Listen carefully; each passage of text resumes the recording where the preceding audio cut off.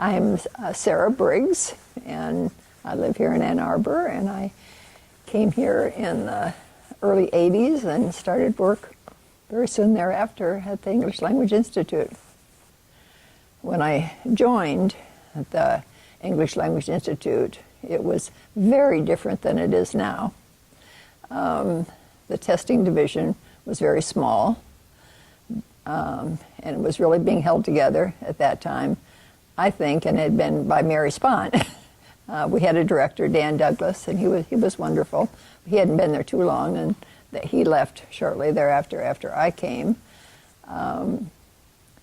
But the testing division, there were 7 or 8 of us, and that includes the teaching assistants, and we had some extra people we hired to help do great essays.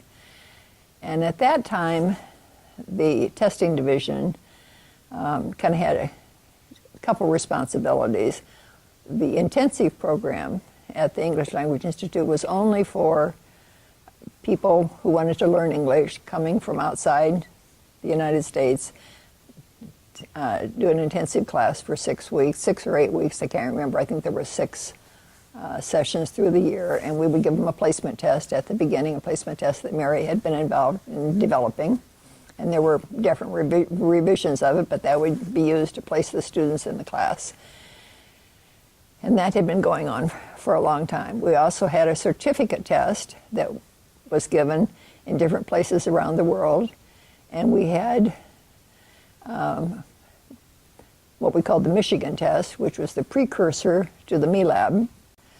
But the Michigan test was kind of a thorn in the side of the TOEFL because we had an essay in the test. It had some productive measure in it. It wasn't just a receptive test. So that kind of kept us alive. So that's kind of what it was in the early 80s when I came. But I was also hired specifically because there must have been some tipping point that had occurred, the change of demographics at the university. There were a lot of students who wanted to be teaching assistants, and the population of that group came from countries where they hadn't been exposed that much to spoken language. So when they came to the U of M to be teaching assistants, there was shock in the departments that a lot of those people couldn't communicate well enough. So back in even before I came, a couple years before I came, in LS&A, one of the deans had said, you know, we've got to have a measure, we've got to check people, and they kind of had a procedure set out, but it never got operationalized. The person who was doing the testing was the dean's secretary, and they would come to her and she would talk to them, and she was not real happy with trying to be the assessor of people. So there was interest in the test, but we weren't testing University of Michigan students. We were only testing students that were going into the intensive program. There was no program. We had no courses at the ELI for enrolled U of M students. They were going other places in the city. And so that was a big change to try to get that off the ground. But my first 2 or 3 years here, they were still trying to resurrect or figure out what to do with the intensive program. And it was being changed the books were being changed.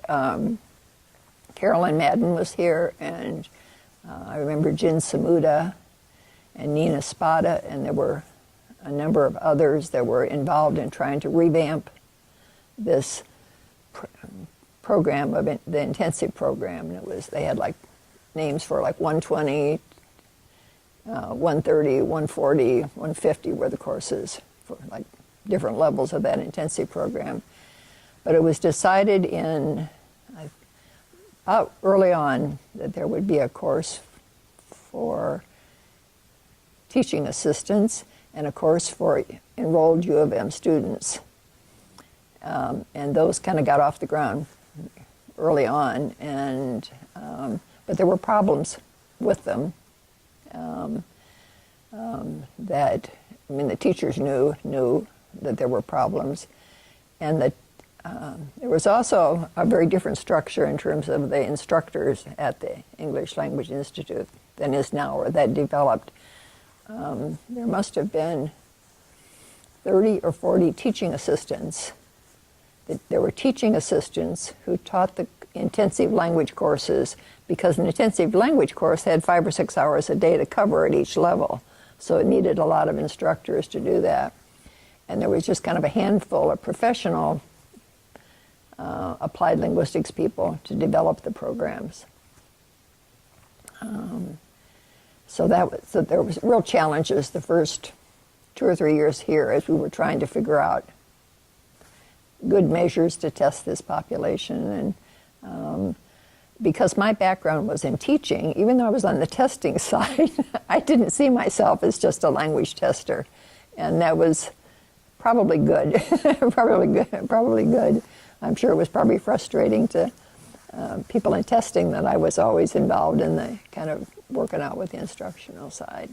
There were a lot of changes that were taking place at the ELI as it transitioned, or was trying to transition over to being available to U of M enrolled students. So that meant thinking about a different kind of test for this population, because a lot of those people had already taken the TOEFL test, and that hadn't necessarily revealed what their strengths and weaknesses were in language use. Different theories of language learning were coming into play, and so those were being applied at the same time.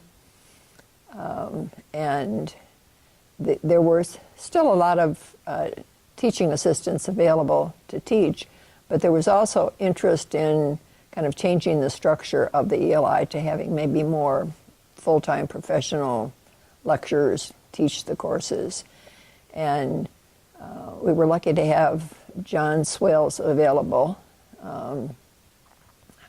Also, I'd been here a couple years when he was hired, and he brought a different vision as to what the English Language Institute could be.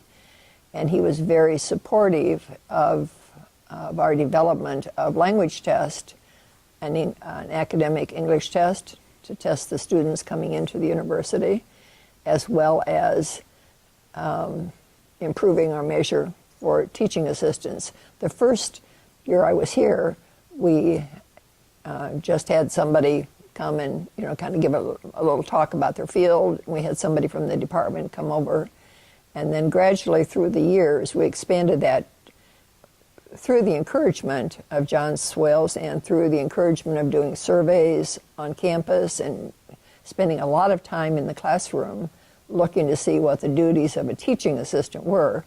So then the test became expanded pretty quickly into a task-based test where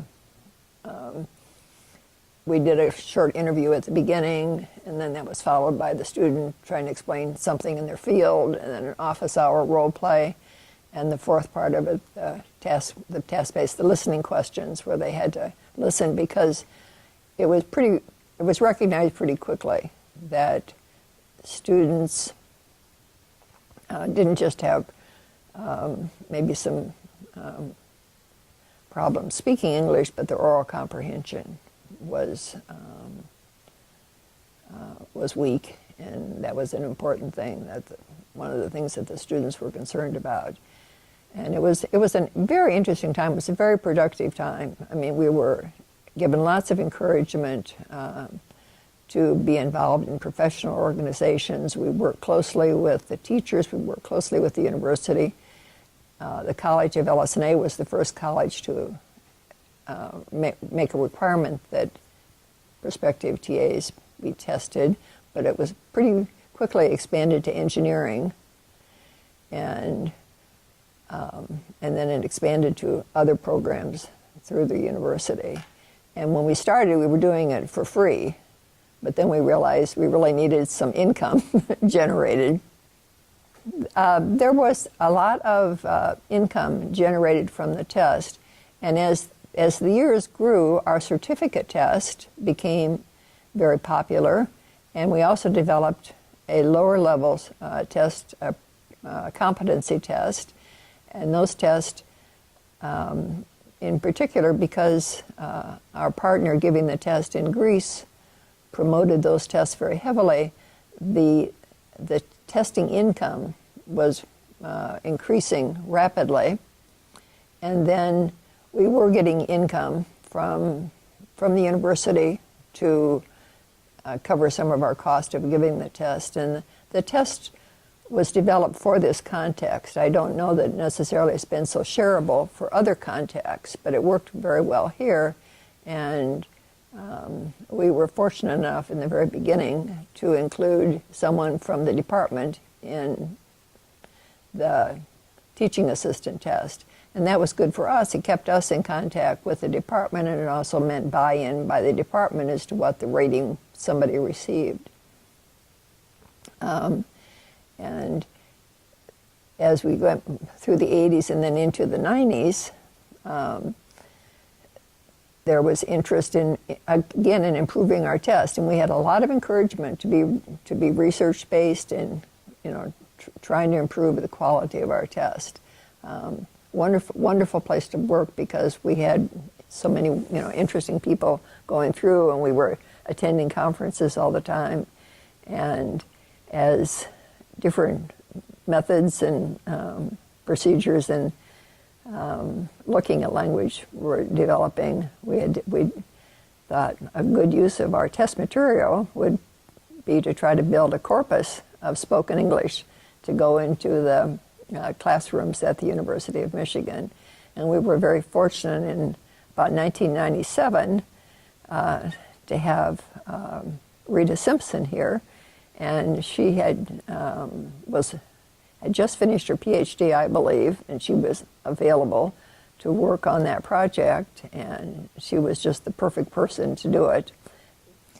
I was involved in my case, and that was the Michigan Corpus of Academic Spoken English. That was the first corpus that was developed at Michigan, and it ended up being put online, so it was freely accessible to people, and it would inform students in linguistic classes as well as inform test developers. And then as interest in that grew, maybe it would be nice to have a corpus of written materials. And so that was the next project, the Michigan corpus, MyCusp. And I wasn't so involved in that. We had other wonderful people that came in and took off with that. And but those materials and having that information available to us as to other people was wonderful. Why? Through the years, I continued to be involved in the testing of the graduate instructors, and a lot of research was done in that case. And in the 90s and the 2000s, as things expanded, the Institute itself expanded to a great degree. Whereas when I was hired, and I said there were 7 or 8 people working at the Institute in the testing division, that was growing so that eventually,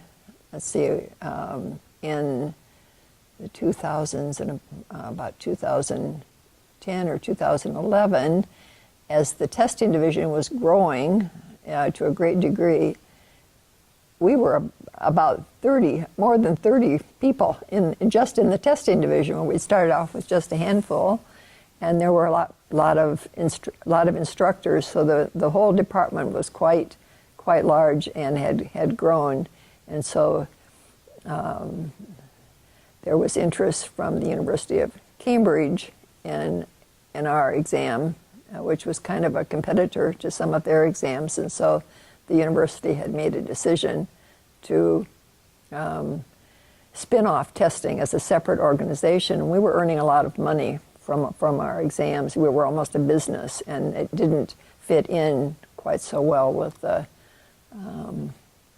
other interest of the English Language Institute. But it was a very good working environment for us to have contact with instructors and linguistic students through the years in testing, we wouldn't be where we were, where we are.